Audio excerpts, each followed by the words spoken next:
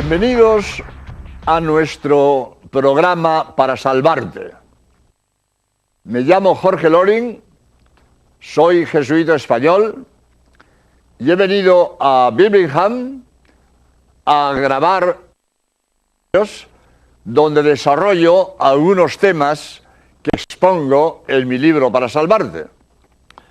Y el tema de hoy va a ser la identificación científica de la tumba y de los huesos de San Pedro que se han encontrado en una necrópolis, en un cementerio bajo la Basílica Vaticana. En los dos programas anteriores hemos tratado de cómo la ciencia confirma la fe. Primero fue la astronomía, que confirma nuestra fe en Dios creador, porque lo que dicen los astrónomos del origen del cosmos necesita a un creador.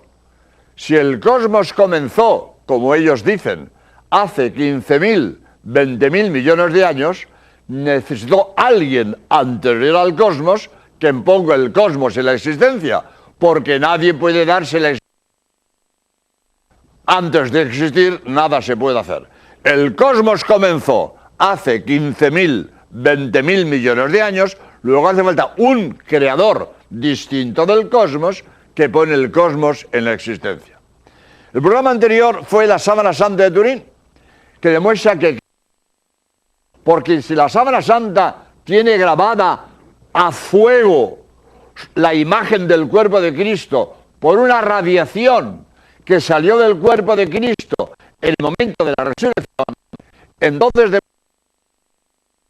confirma que Cristo resucitó. Y como Cristo profetizó que resucitaría al tercer día para demostrar que era Dios, al ser la Sábana Santa un documento científico que confirma que Cristo resucitó, nos confirma también que Cristo es Dios. La Sábana Santa es un documento científico que confirma un dogma de fe, que Cristo es Dios.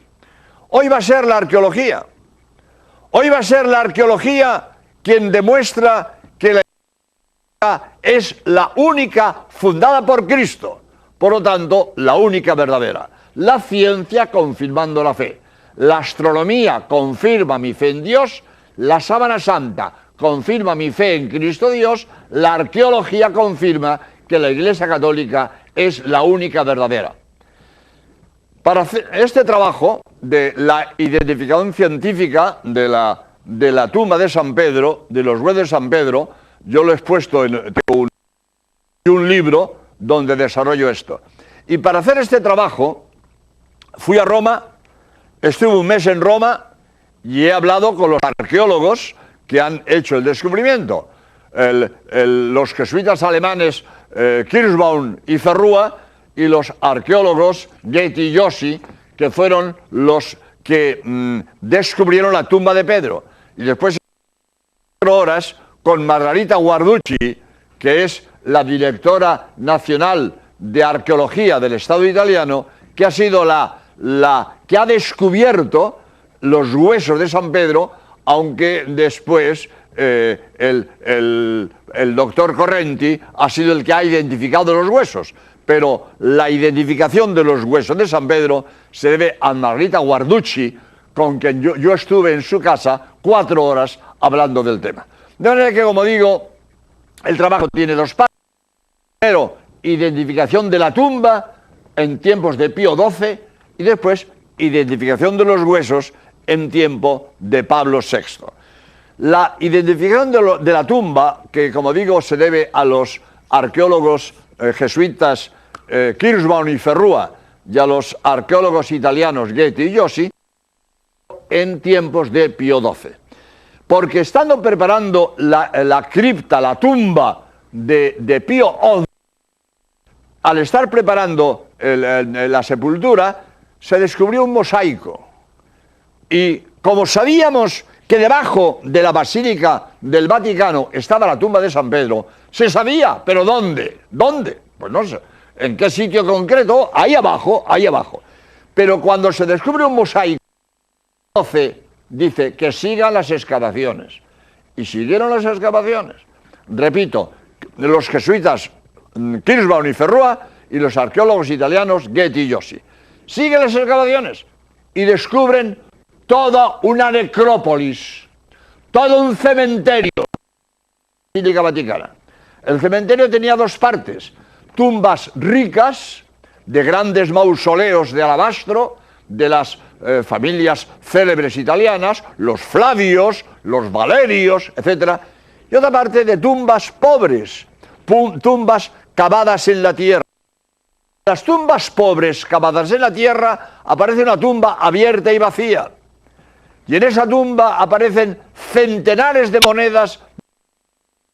Total, voy a abreviar porque el tiempo no da para mucho, pero después de unos estudios dicen: esta es la tumba de Pedro. Ya está. Esa es la tumba de San Pedro. Y esta cantidad de monedas de toda la Europa medieval demuestra la veneración que ha tenido a esta tumba, que han venido de toda Europa. Es costumbre en Italia echar monedas en las tumbas, y hay monedas de toda Europa. Bien, pero esa tumba abierta y vacía, no había huesos. Bueno, había unos huesos, pero de un animal, de un cordero, pero huesos humanos no había. Y ya está, tiempo de Pío XII. Esa es la tumba. Y Pío XII, en un radiomensaje de Navidad, lo dio a conocer. Hemos encontrado la tumba de Pedro, pero no hay huesos humanos. Bien. Siguen tiempos de Pablo VI y Margarita Guarducci, primera autoridad mundial en epigrafía, se pone a descifrar unos grafitos, unas inscripciones hechas con punzón enlucido del muro. Porque esta tumba abierta y vacía estaba flanqueada por unos muros, cosa que no había en las otras tumbas. Estaba protegida por unos muros por las corrientes del Monte Vaticano. Voy a aclarar. Hoy a nosotros Vaticano nos suena a Roma, al Papa, a la Iglesia. El Vaticano es la Iglesia. Bueno, bien. Para hoy nosotros el Vaticano es la Iglesia. Pero la palabra Vaticano es de origen etrusco, anterior al Imperio Romano. Y el Vaticano es una de las colinas de Roma. Una de las colinas de Roma se llama nombre etrusco, anterior al Imperio Romano. Pues en el Monte Vaticano había en la ladera del Monte Vaticano es donde está esta sepultura. Voy a explicar un poco porque esto es historia y esto siempre es interesante. San Pedro fue martirizado por Nerón en el circo de Nerón y de Calígula, ¿no? Bueno, pues fue el martirizado en el circo de Nerón y Calígula. Y después de martirizado fue enterrado en el cementerio de la ladera del Monte Vaticano. Había una necrópolis, un cementerio en el Monte Vaticano. Ahí fue enterrado. Y Constantino, cuando se convierte al cristianismo, levantó varias basílicas en las cuales él se convirtió al cristianismo, porque dicen, lo dice San Silvestre, que lo oyó directamente de Constantino, que él vio el signo de Cristo en el cielo antes de la batalla del puente Milvio contra Magencio. Y él pensó que Cristo le dio. Y entonces se convirtió al cristianismo y levantó varias basílicas cristianas. Bueno, pues la Basílica de San Pedro, Constantino la edificó sobre la tumba de Pedro. Sobre la tumba de Pedro.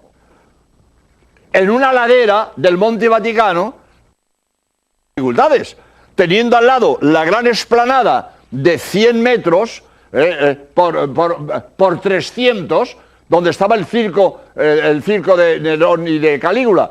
Pues la Basílica de Pedro la edifica en una ladera del Monte Vaticano con grandes problemas técnicos y morales, porque enterró un cementerio.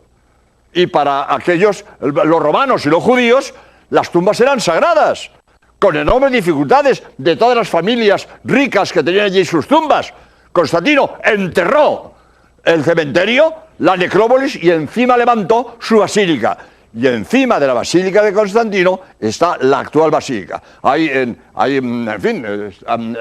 mi libro lo pongo, en mi vídeo, un croquis de la actual basílica, de la Basílica de Constantino y encima de la necrópolis donde estaba enterrada, estaba la tumba de San Pedro. Bien, a lo que voy. Entonces, en esa tumba, donde está Pedro, en la ladera del monte, había filtraciones de agua. Y entonces Constantino, para defender los huesos de la humedad de las filtraciones de agua, protege la tumba de San Pedro con unos muros. Y a los huesos de San Pedro los mete en un nicho que está en el muro rojo. Y Margarita Guarducci, repito, primera autoridad mundial en epigrafía griega, me lo dijo a mí, estuvo 2 años desfilando los grafitos, porque allí venía todo el mundo y escribía. Y uno escribía encima de otro, y es una maraña de rayas. Y Margarita Guarducci, 2 años de estudio, ha publicado después su estudio en un enorme trabajo que ha sido premiado por ¿cómo se llama? El Instituto de Investigación Italiana, no me sé exactamente el nombre, pero el premio a la investigación por el Estado italiano. Bien, pues ese estudio de Margarita Guarducci, descifrar los grafitos que había en el muro G, los grafitos que había escrito. Y descubre, en esos grafitos, descubre varias frases muy bonitas. Pedro pide por los cristianos sepultados junto a tu cuerpo. Ahí escrito. Y más, pero para abreviar. Y descubre un grafito que pone, Pedro está aquí. Cuando Margarita Guarducci descifra el grafito, Pedro está aquí, manda que piquen ahí dentro. Pican el muro y detrás de ese muro aparece un nicho cubierto de mármol con unos huesos. Se estudian los huesos. El profesor Correnti de Palermo estudia los huesos. Primero, huesos de ratón. Un ratoncillo se coló por una rendija, no pudo salir y allí se murió.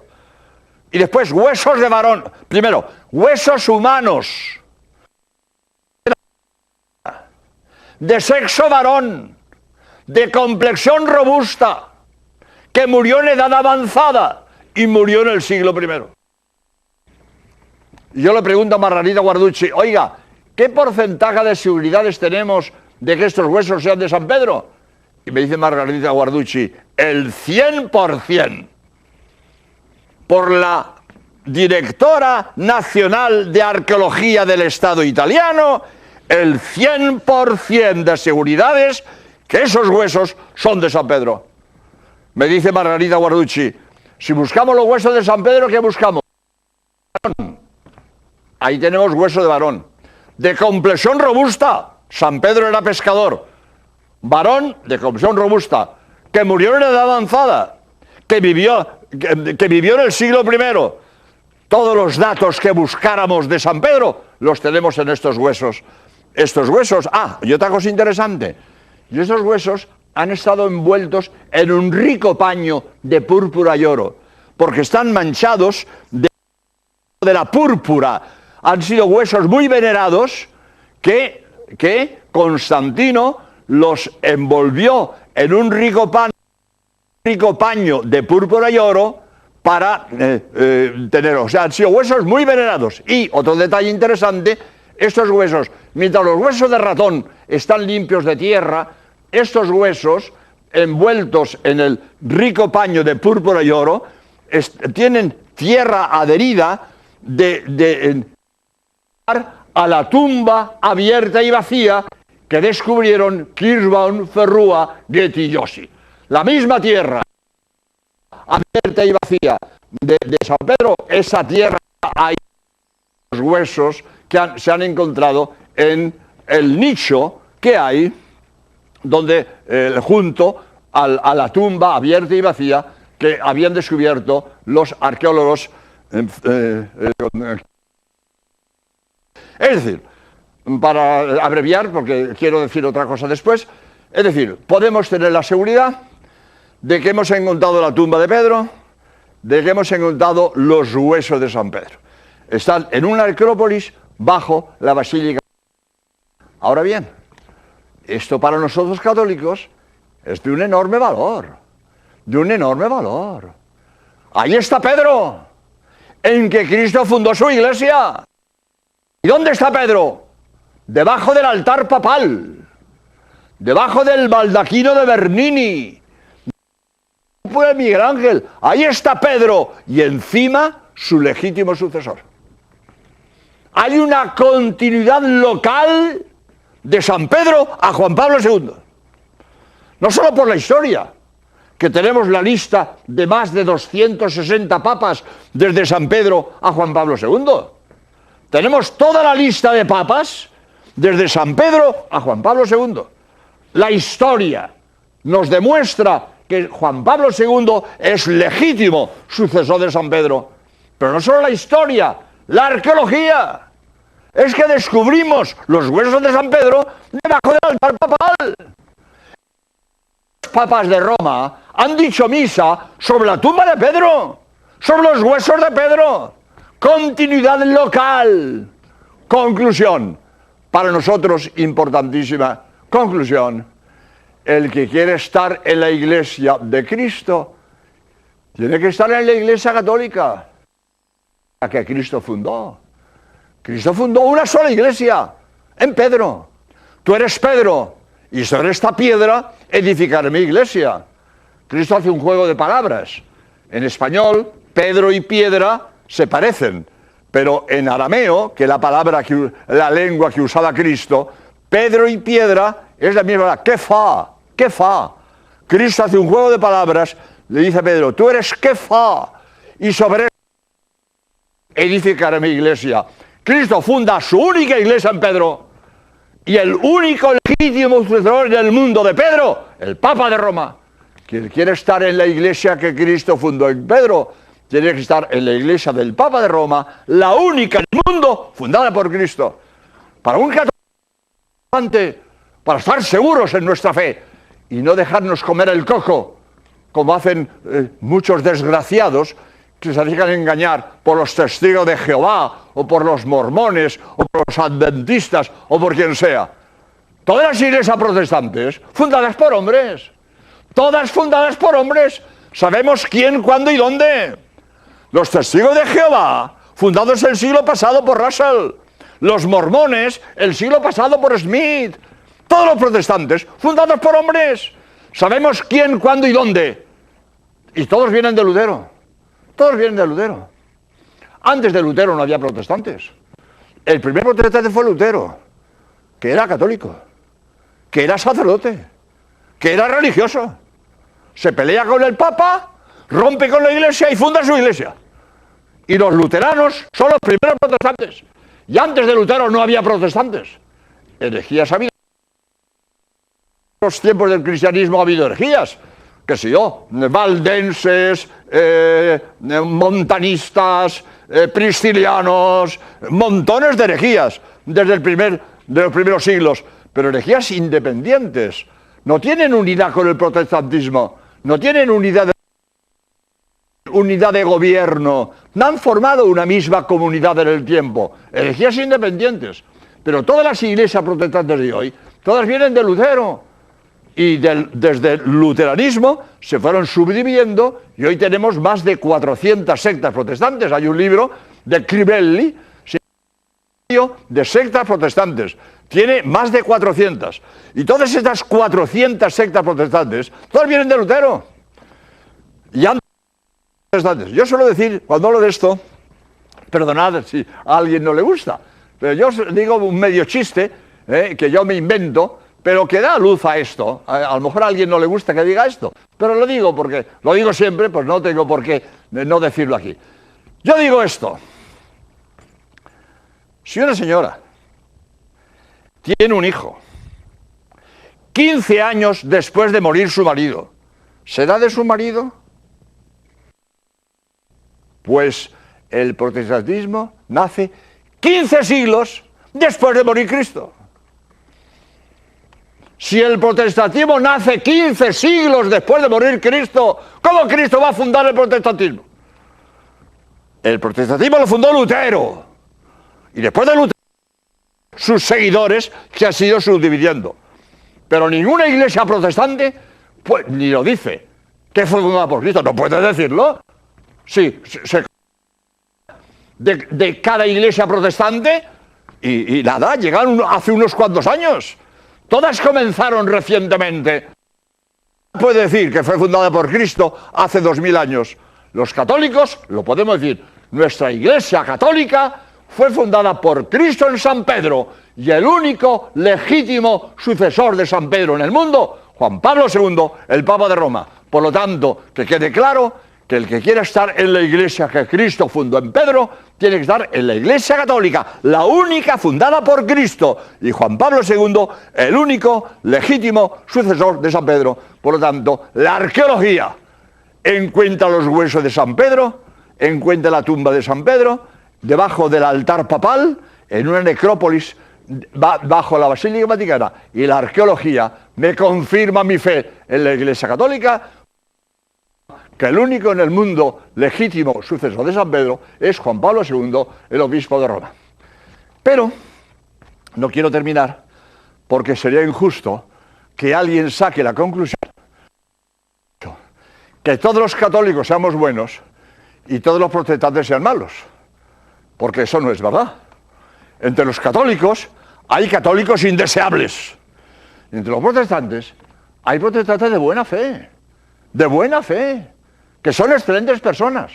Pero la buena fe de un protestante no convierte el error en verdad. El protestante está equivocado, aunque sea buena persona, está equivocado. Hay que distinguir que su vida sea honrada y honesta y sus ideas estén equivocadas. El protestante está equivocado, aunque sea buena persona, está equivocado. Su iglesia no la fundó Cristo, la fundó un hombre. Y el católico está en la verdadera iglesia de Cristo. Y si es mal católico, se irá al infierno. Pero el que él sea mal católico no quita que esté en la verdadera iglesia de Cristo. Lo que pasa es que no basta estar en la iglesia de Cristo, hay que cumplir con la iglesia de Cristo, hay que ser fiel a la doctrina de Cristo. Y el católico que es fiel a Cristo se salvará. Y el católico que es mal católico se... Pero hay que distinguir entre que la iglesia católica es la verdadera y que todos los católicos sean buenos, porque los hay malos. Y que la equivocada, aunque haya protestantes que son excelentes personas. Pero quiero advertir que a veces se oye decir, para atacar a la Iglesia Católica, porque hay católicos indeseables. Pues hay que ver el católico ese que es un tal, hay que ver el otro católico que es un cual. Pues sí, hay malos católicos. Pero para ver si un árbol es bueno, no miro la fruta podrida caída del árbol. Para ver si un árbol es bueno, mira pujante de sus ramas. Para ver si la Iglesia Católica es buena, no miremos a los malos católicos, que es la fruta podrida caída del árbol. Los santos son exponente de lo que la Iglesia da de sí. Los santos son representativos de lo que es la Iglesia de Cristo. Nos dan ejemplos de heroísmo y de virtud. Pues el ejemplo de lo que da de sí la verdadera Iglesia de Cristo son los santos, la fruta pujante que cuelga de sus ramas. Y no los malos católicos, que por desgracia los hay, pero los malos católicos es la fruta podrida caída del árbol de la Iglesia. Por lo tanto, voy a terminar con esta idea de que la Iglesia Católica es la única fundada por Cristo, la única verdadera, pero no todos los católicos somos ejemplares. En la Iglesia hay buenos, malos y regulares. Y ya dijo Cristo que la cizaña crecía al mismo tiempo que el trigo. En la Iglesia Católica hay trigo bueno y cizaña. Están equivocados, aunque algunos nos pueden dar ejemplo de virtud y de honradez. Nos pueden dar ejemplo, pero eso que estén equivocados, porque la buena fe del equivocado no convierte el error en verdad. Yo puedo tener un administrador que me lleva las cuentas y me dice, él cree que 2 y 2 son 5. No me quiere robar, está equivocado. Yo no le digo ladrón, pero digo que está equivocado. Usted será buena persona, pero está equivocado. 2 y 2 son 4, no 5. Por lo tanto, la buena fe del equivocado no convierte el error en verdad. La verdad es es verdad. Lo que pasa es que a veces no todos la vivimos con la fidelidad que deberíamos vivirla. Pues demos gracias a Dios de que nos ha permitido, nos ha concedido vivir en la verdadera iglesia que Él fundó, de que estamos en la verdad, y procuremos ser fieles a nuestra fe, la dicha de que cuando nos llegue la hora de dar el paso a la vida eterna, Dios nos reciba con los brazos abiertos, porque hemos sido fieles a su fe y a su mensaje. Pues muchas gracias y hasta el próximo programa, si Dios quiere. Adiós.